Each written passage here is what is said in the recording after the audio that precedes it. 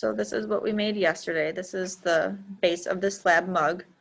Rolled out the slab, connected it in, geez, I can't even see where I connected mine. Some area, so now it's a cylinder. And now we're going to be adding the bottom to our mug. So there's my can on the inside. What I'm going to do is I'm going to get out another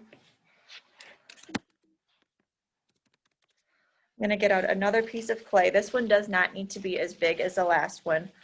We are going to be making a smaller slab, but when you are rolling this slab, you need to try and match the thickness of what we did yesterday, because we want our creations to be even thickness all the way around, so that when it dries evenly, so that when it goes in the kiln, it doesn't crack or shatter or explode. So we are going to be rolling out just a smaller slab now, but we're going to try and match the thickness of what we did yesterday.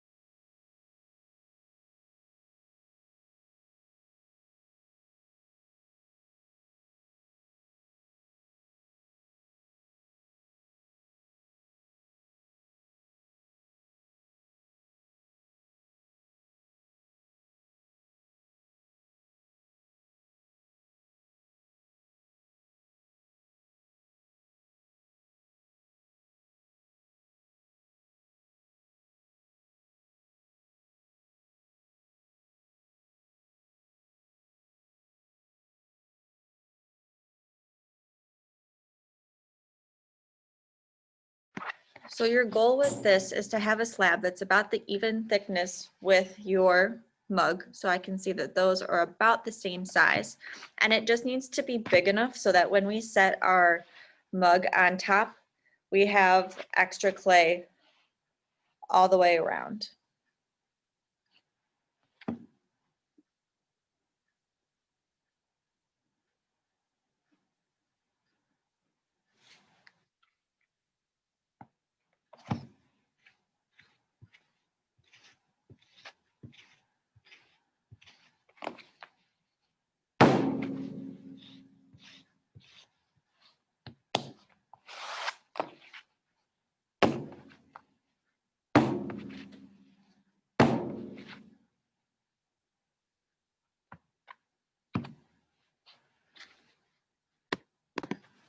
Okay, so what you're going to do now is you are going to place your slab mug base, the cylinder part, on top of the slab that you've created. So you're going to place it so the can is closest to the bottom, and you're going to lay it right on top. So what we're going to do now is we're going to take our needle tool so we can trace around our mug, kind of like we did with the paper yesterday, so that we're going to have a bottom that is going to be the exact same size as the mug itself. So you're just tracing around the bottom.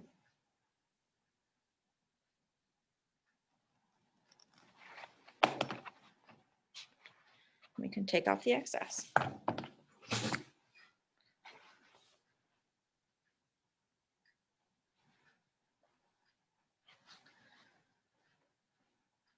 So after you cut it, you will have to take the slab bottom that we did and kind of even out the edges with your finger, because when we use the needle tool, it becomes a little bit jagged, and jagged edges and the kiln do not match well together. It will make your project very sharp. So you don't want a sharp mug. I mean, you're going to be holding it, drinking tea, coffee, hot chocolate, whatever out of it. You don't want it to be sharp and jagged.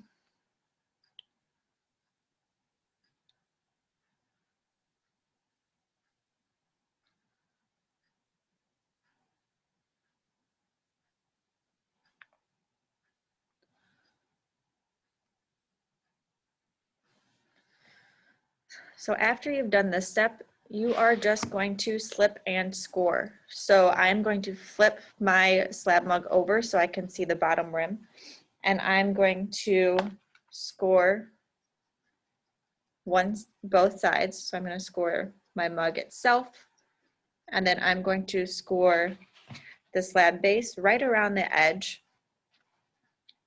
that it is going to be about the same width as my project itself.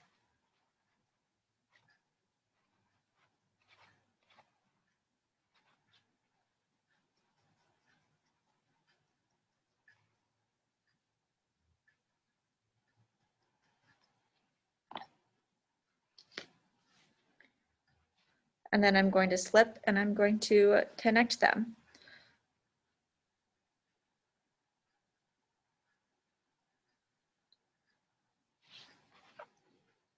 I'm going to use my modeling tool to smooth my edges between the base and my mug itself.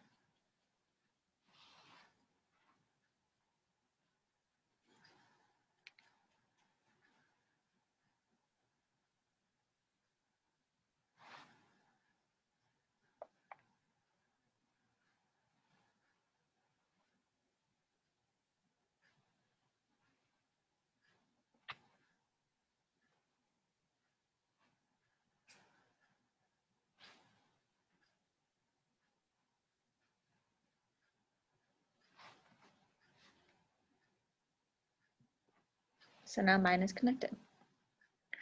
And I talked yesterday with Chris Hankins. She was the ceramics teacher who was here for many, many years. And she gave me refreshers on how to glaze and how to just craft in general, because these glazes have been sitting for a very long time, so they've separated, and she's helping me out with all of that stuff. But she informed me that I was misinformed in college. So what I was taught was that you add the feet and the handles and all of that in the leather hard stage of your project.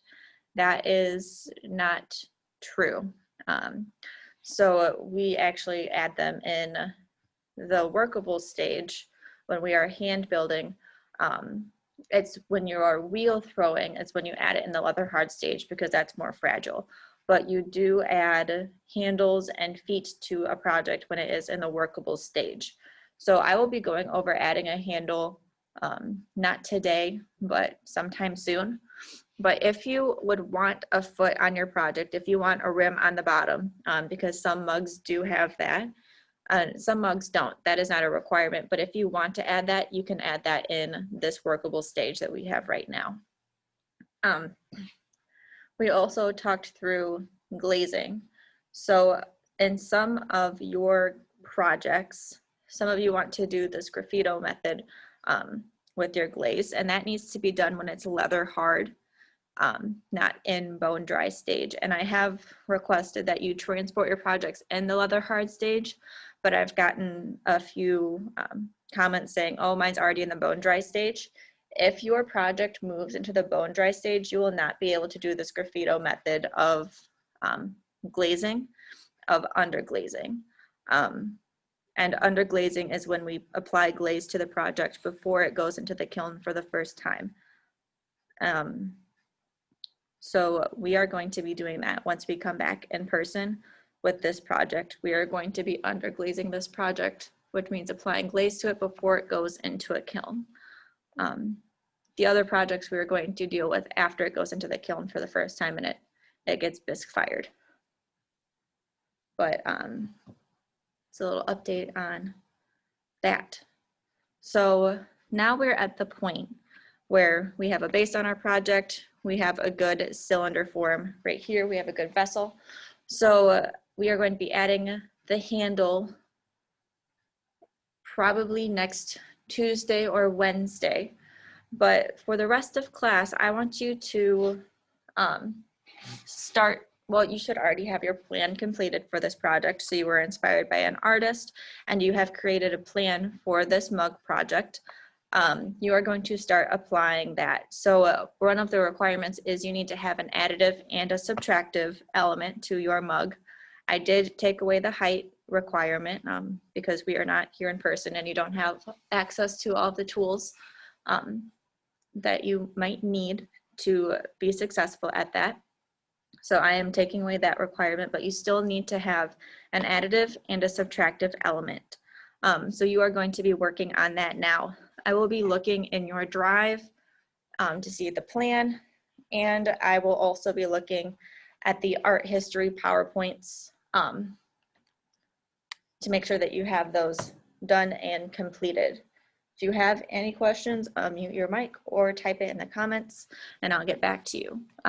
If you want me to look at your plan, you can either email it to me right now or you can type in the comments and I will go and I'll look at it and I'll give you feedback that way. So you're just working on your mugs now.